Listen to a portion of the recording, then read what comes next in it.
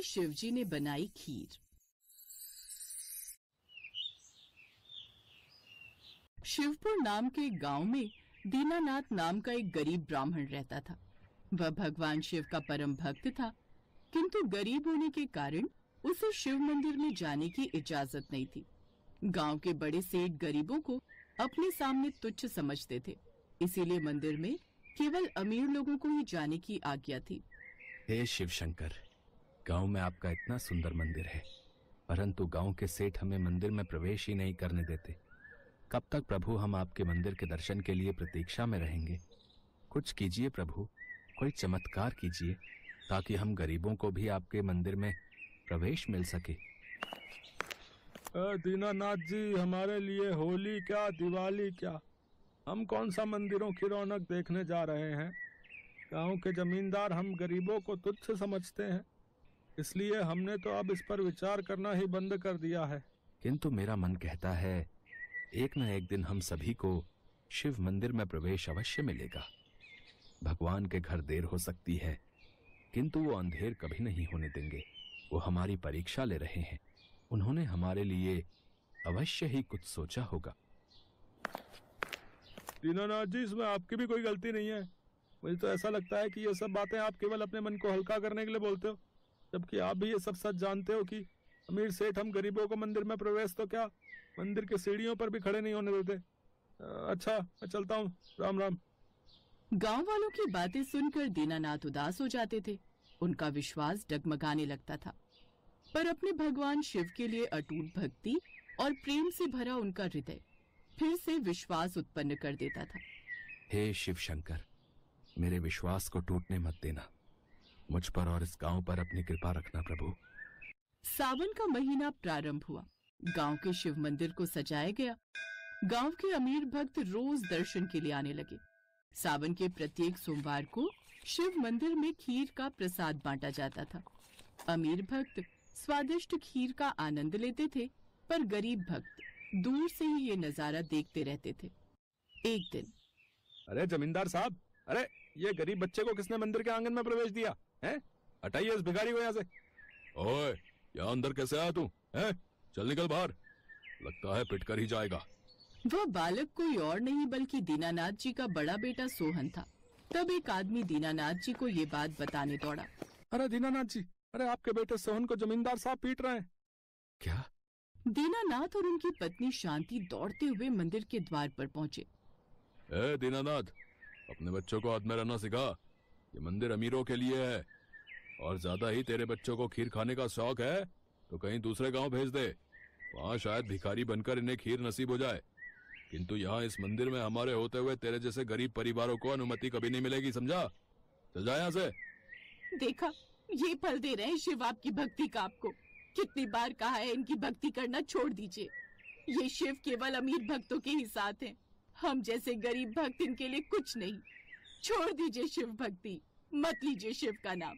क्या किया इन्होंने आपके लिए? आज सावन के सोमवार के दिन आपका बच्चा एक कटोरी खीर खाने के लिए तरस रहा है। क्या गलती थी मेरे बेटे की? बस जरा सी खीर ही तो मांग रहा था। आपके पुत्र पर अत्याचार हो रहा था और आपके शिव वहाँ मूर्ति में बैठे अन्याय होता देख रहे थे। दीनानाथ की आंखों से आंसू बह रहे थे। वो मौन थे, कुछ नहीं बोले। सोहन खीर को तरसता हुआ सो गया। दीनानाथ को उस रात नींद नहीं आई। वो मन ही मन उनसे सवाल कर रहे थे। क्यों प्रभु, क्यों? क्या कमी रह गई मेरी पूजा में जो आप ऐसा फल दे रहे हो? आप तो अंतर्यामी हो प्रभु। आप जानते हो हम गांव वालों के साथ गलत हो रहा है, फिर आप कुछ करते क्यों नहीं प्रभु? ऐसे ही करते करते सावन का आखिरी सोमवार आ गया। शिव मंदिर में विशाल खीर भंडारा आयोजित हुआ, पर गांव के गरीब लोगों को अभी तक सावन की खीर का प्रसाद खाने का सौभाग्य प्राप्त नहीं हुआ। अचानक एक व्यक्ति दीनानाथ के द्वार पर आया। उसके हाथ में कुछ सामान था। वह दीनानाथ से बोला, भैया जी, क्या मेरी थोड़ी सहायता करेंगे? हाँ हाँ बोलिए महाशय, मैं आपकी क्या सहायता कर सकता हूँ? भैया जी, मेरा नाम सोमनाथ है। आज मेरा सावन सोमवार का व्रत है। मुझे शिवजी के भोग के लिए खीर बनानी है। गांव वापस लौटते हुए तो शाम हो जाएगी। फिर खीर बना नहीं पाऊंगा। पत्नी मायके गई हुई है, घर पर कोई है नहीं, वरना पत्नी को ही बोल आता। मुझे शिव पूजन में खीर रखनी है। थोड़ी पूजा आरती के साथ आपके यहाँ खीर का प्रसाद बना लो तो बड़ी कृपा होगी। अरे हाँ हाँ महाशय, क्यों नहीं, आइए भीतर आइए। अरे शांति, ये सोमनाथ जी हैं। आज इनका भी हमारी तरह सावन सोमवार का व्रत है। ये पूजा आरती करके प्रसाद की खीर बनाना चाहते हैं। दीनानाथ की पत्नी ने हामी भर दी। सोमनाथ ने सामान झोले से निकाला और खीर बनानी शुरू कर दी, जिसे देखकर बच्चों के मुंह में पानी आ गया। हमारे घर में खीर बन रही है, मैं भी खाऊंगा। मंदिर में कोई नहीं देता, मुझे भी खीर खानी है, मुझे भी खीर खानी है। बच्चों, ये खीर इन काका की है। रुको दीनानाथ भैया, ऐसा न कहो। ये खीर सबके लिए है। भगवान शिव के नाम का प्रसाद आज गांव के हर परिवार को मिलेगा। आज श्रावण मास का अंतिम सोमवार है। भोलेनाथ के नाम की सावन की खीर सबको मिलेगी। जितनी चाहे खीर खाओ, पेट भर कर खाओ। जाओ भैया, सबको कह दो, आज तुम्हारे घर सावन की खीर का प्रसाद बंट रहा है। सुनिए, ये खीर तो मुश्किल से एक व्यक्ति को पूरी होगी, और ये भैया बोल रहे हैं कि पूरे गांव को खीर का प्रसाद बांट दो। वही मैं भी सोच रहा हूँ।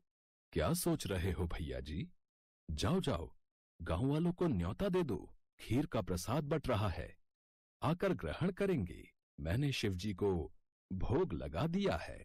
किंतु सोमनाथ जी, खीर पूरी कैसे होगी? ये तो बहुत थोड़ी खीर है। तभी शिव जी अपने वास्तविक रूप में आ जाते हैं। प्रभु, आपके दर्शन पाकर जीवन धन्य हो गया। प्रभु प्रभु, आपकी जय हो शिव शंभु। दीनानाथ, ये खीर का पात्र तब तक खाली नहीं होगा जब तक तुम नहीं चाहोगे। इस खीर में मेरा आशीर्वाद मिला है, इसे गांव में बांट दो। आज मेरे सावन के सोमवार में कोई भक्त खीर के प्रसाद से वंचित नहीं रहेगा। तुमने मेरी निस्वार्थ भावना से मदद की थी। मैं तुम्हें आशीर्वाद देता हूं। तुम्हारे घर धन धान्य की कभी कमी नहीं होगी। मेरी कृपा सदैव तुम पर बनी रहेगी। इतना कहकर शिव जी अंतर ध्यान हो गए। दीनानाथ ने जब प्रसाद बांटना शुरू किया तो गांव वाले ये चमत्कार देखकर दंग रह गए। अब तो गांव के अमीर सेठ भी इस चमत्कार को देखने आने लगे। सबने शिव जी की शक्ति और चमत्कार को देखा। सेठों का मुंह शर्मिंदगी से झुक गया। सेठ जी, जमींदार साहब, अभी भी समय है। अहंकार का त्याग करके भगवान शिव के हाथों की बनी खीर ग्रहण कीजिए, ताकि उनकी कृपा प्राप्त हो सके।